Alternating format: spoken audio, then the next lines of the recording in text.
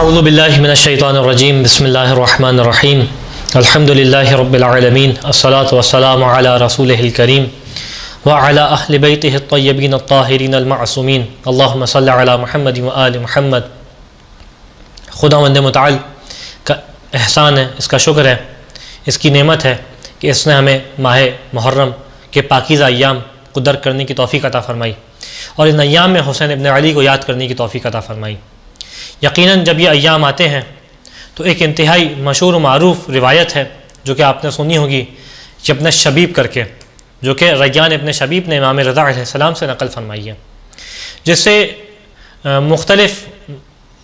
موقعوں پہ مختلف اس کے اجزاء کو پیش کیا جاتا ہے۔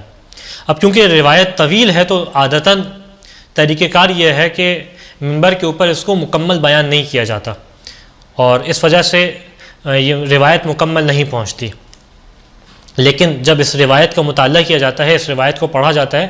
تو احساس یہ ہوتا ہے کہ انتہائی بیش قیمت روایت ہے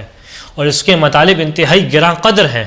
جو اس روایت نے اپنے اندر مختلف مطالب کو سمویا ہوا ہے۔ تو لہٰذا ارادہ کیا کہ آپ کے سامنے اس روایت کو مکمل پیش کیا جائے اور اس روایت کی تلاوت کر کے اس کا ترجمہ کیا جائے۔ ویسے تو اس روایت کے اندر انتہائی تفصیلی مطالب ہیں اور ہر جملے کے اوپر ایک طویل گفتگو کی جا سکتی ہے، لیکن ارادہ یہ ہے کہ پوری روایت کو پیش کیا جائے، تو لہٰذا صرف اس چیز پہ اختصار کریں گے کہ روایت کو آپ کے سامنے پڑھ کے سنائیں۔ اچھا، ایک اور چیز اہم ترین وہ یہ کہ روایت جو بیان کر رہے ہیں وہ ہے ریان ابن شبیب۔ یہ 8ویں امام اور 9ویں امام کے اصحاب میں سے شمار کیے جاتے ہیں، اور ان کے بارے میں آیت اللہ خوئی نے اپنی رجال میں بیان کیا کہ ان کی فضیلت کے لیے یہ بات کافی ہے کہ 9ویں امام جواد امام محمد تقی علیہ السلام نے خاص ان کے لیے دعا فرمائی تھی۔ یہ ان کی فضیلت کے لیے، ان کی اہمیت کے لیے بیان کرنے کے لیے کافی ہے۔ روایت کا آغاز ہوتا ہے کہ ریان ابن شبیب جو ہے امام کی خدمت میں پہلی محرم کے دن حاضر ہوتے ہیں،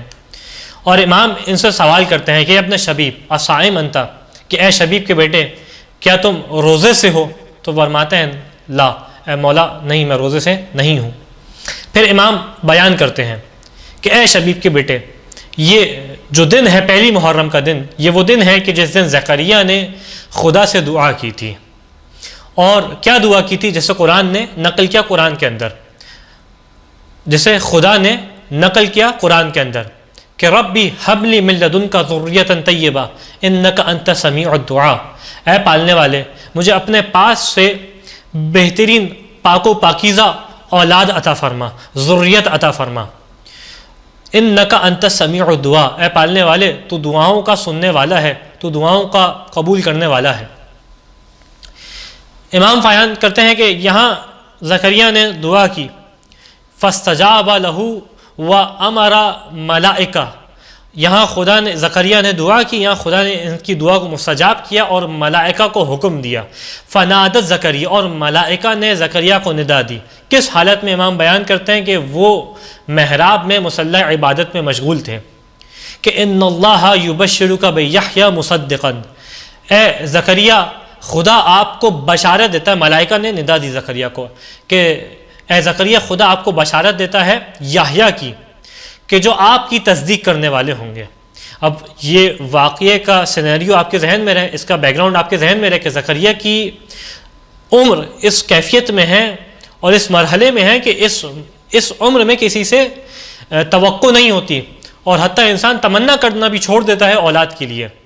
لیکن اس موقع پہ خدا نے اس مرحلے پہ آ کے زکریا کو بشارت دی اولاد کی۔ اور صرف نہ جناب زکریا کی عمر مبارک اس مرحلے میں تھی، بلکہ آپ کی زوجہ کی عمر مبارک بھی اس مرحلے میں تھی کہ اس موقع پہ کہ انسان اولاد سے مایوس ہو جاتا ہے، لیکن خدا نے مستجاب کی دعا اور جناب زکریا کو حضرت یحییٰ کی بشارت دی۔ اس کے بعد امام فرماتے ہیں کہ اے شبیب کے بیٹے، جو اس دن روزہ رکھے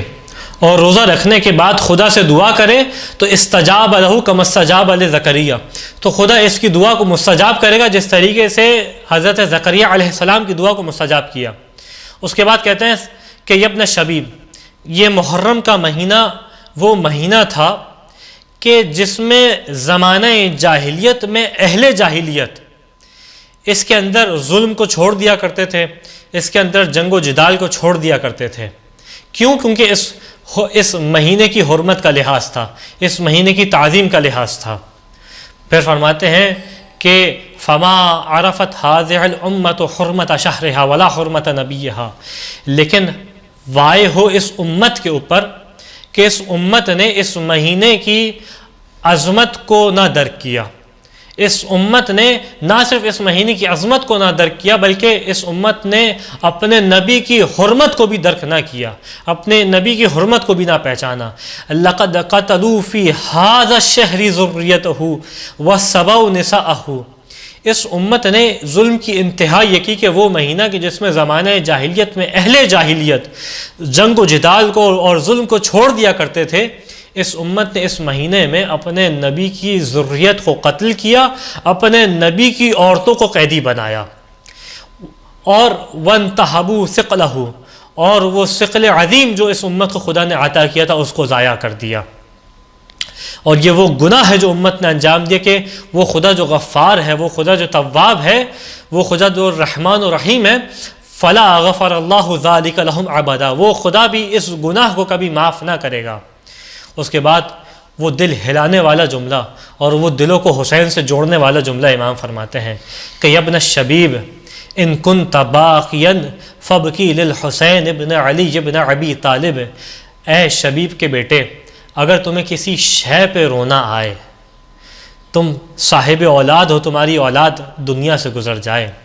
تم اولاد ہو، تمہارے والدین دنیا سے گزر جائیں، کسی بھی شے کے اوپر تمہیں گریہ آئے، تمہیں رونا آئے،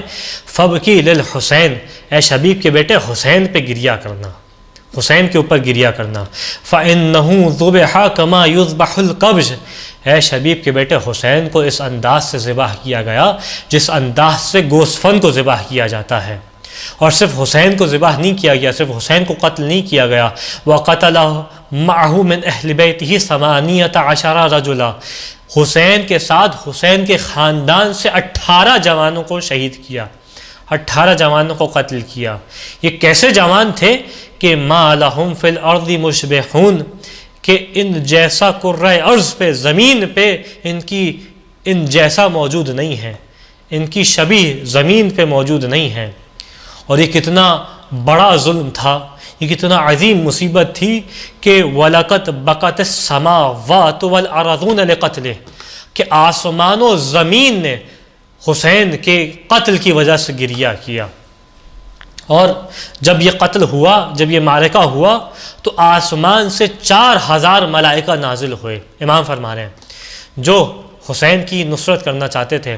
حسین کی مدد کرنا چاہتے تھے، لیکن کیفیت کیا تھی؟ فَوَجَدُوهُ قَدْ قُتِلَ، جب یہ نازل ہوئے تو دیکھا کہ حسین قتل کیے جا چکے ہیں. پس اب یہ ملائکہ ذریعہ حسین کے گرد ہیں، قبر حسین کے گرد ہیں، خاک آلود ہیں، بے چین ہیں. کب تک؟ یہاں تک کہ قائم قیام کریں. اور جب قائم قیام کریں گے فَيَقُونُونَ مِنْ أَنصَارِهِ، یہ قائم کے انصار میں سے ہو جائیں گے. وَشِعَارُهُمْ یا آلَ ثَارَةِ الحسین، اور ان کا نعرہ یہ ہوگا کہ یا آلَ ثَارَةِ الحسین. اس کے بعد فرماتے ہیں کہ اے شبیب کے بیٹے،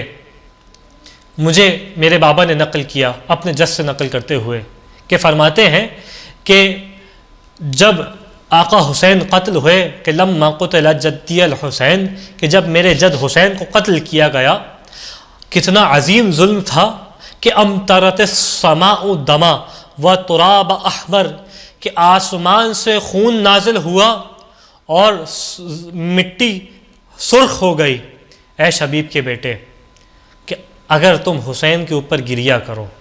یہاں تک کہ تمہارے آنسو بہتے ہوئے تمہارے رخساروں تک آ جائیں تو خدا تمہارے تمام گناہوں کو معاف کر دے گا. صغیراً کان او کبیرہ، قلیلاً کان او کثیرہ، چاہے یہ گناہ صغیرہ ہوں چاہے یہ گناہ کبیرہ ہوں، چاہے یہ گناہ کم ہو چاہے یہ گناہ زیادہ ہوں، تمام تمہارے گناہوں کو معاف کر دے گا. پھر فرماتے ہیں یا ابن شبیب ان سرک ان تلقی اللہ عز وجل ولا ذنب علیک، اے شبیب کے بیٹے اگر چاہتے ہو کہ خدا سے ملاقات ہو اور پسند کرتے ہو تم اس کیفیت کو کہ اس حالت میں ملاقات ہو کہ تمہارے اوپر کوئی گناہ نہ ہو، تو کیا کرو؟ فَزُرِ الحسین، اے شبیب کے بیٹے حسین کی زیارت کرو۔ پھر فرماتے ہیں شبیب کے بیٹے اگر تم اس بات کو پسند کرتے ہو کہ جنت میں تمہیں ایک ایسا مکان ملے کہ جو رسول خدا کے ساتھ ہو، کہ جس مکان میں تم اللہ کے رسول کے ساتھ ہو، فَلْعَنْ قَتَلَةَ الْحُسَيْن، تمہیں چاہیے کہ حسین کے قاتلوں کے اوپر لعنت کرو۔ اور پھر فرماتے ہیں اے شبیب کے بیٹے اگر تمہیں یہ بات پسند ہے کہ ان یکون لک من الثواب مثل من استشہد مع الحسین، اگر تمہیں یہ بات پسند رکھتے ہو اس بات کو کہ تمہیں ایسا ثواب ملے کہ جیسا حسین کے ساتھ شہید ہونے والوں کو ثواب ملا، تو تمہیں کیا کرنا چاہیے کہ جب بھی تم حسین کو یاد کرو، متى ذکرتہ، جب بھی حسین کو یاد کرو، کہو کہ یا لیتنی کنت معکم فافوز فوزا عظیما، یہ جملہ کہو تم کہ اے کاش میں حسین والوں کے ساتھ ہوتا، اے کاش میں انصار حسین کے ساتھ ہوتا تو یقیناً عظیم کامیابی حاصل کرتا۔ اے شبیب کے بیٹے یہ جملہ کہو۔ اور اس کے بعد فرماتے ہیں کہ اے شبیب کے بیٹے اگر تم اس بات کو پسند کرتے ہو کہ جنت میں ہمارے ساتھ ہو، اس عظیم مقام پہ ہو جنت میں ہمارے ساتھ، تو فَحْزَنْ لِحُزْنِنَا وَفْرَحْ لِفَرْحِنَا، تو ہماری خوشی میں خوش ہو، ہمارے غم میں غمزدہ ہو جاؤ۔ عَلَيْكَ بِوِلَایَتِنَا، اے شبیب کے بیٹے ہماری ولایت کو نہ چھوڑنا، ہماری ولایت تمہارے اوپر لازم ہے، ہماری ولایت سے روگردانی نہ کرنا۔ فَلَوْ أَنَّ رَجُلًا تَوَلَّى حَجَرًا لَحَشَرَهُ اللَّهُ مَعَهُ يَوْمَ الْقِيَامَةِ، اگر کوئی بندہ خدا ایک پتھر سے بھی محبت کرے تو قیامت کے دن خدا اس پتھر کے ساتھ اسے مبعوث کرے گا، اس کے ساتھ اسے اٹھائے گا۔ یعنی کہنا چاہتے ہیں کہ اے شبیب کے بیٹے اگر تم ہم سے محبت کرو گے، ہماری محبت کو اپنے دل میں رکھو گے، قیامت کے دن خدا ہمارے ساتھ تمہیں محشور فرمائے گا۔ اور یہاں پہ آ کے یہ روایت اختتام پذیر ہوتی ہے۔ خدا مند متعال سے دعا ہے کہ اس ماہ محرم میں ہمیں زیادہ سے زیادہ عزاداری کرنے کی توفیق عطا فرما، ہمیں اپنے مال سے زیادہ حسین ابن علی کے اوپر قربان کرنے کی توفیق عطا فرما، زیادہ سے زیادہ حسین ابن علی کے اوپر آنسو بہانے کی توفیق عطا فرما۔ وآخر الدعوانا الحمد للہ رب العالمین۔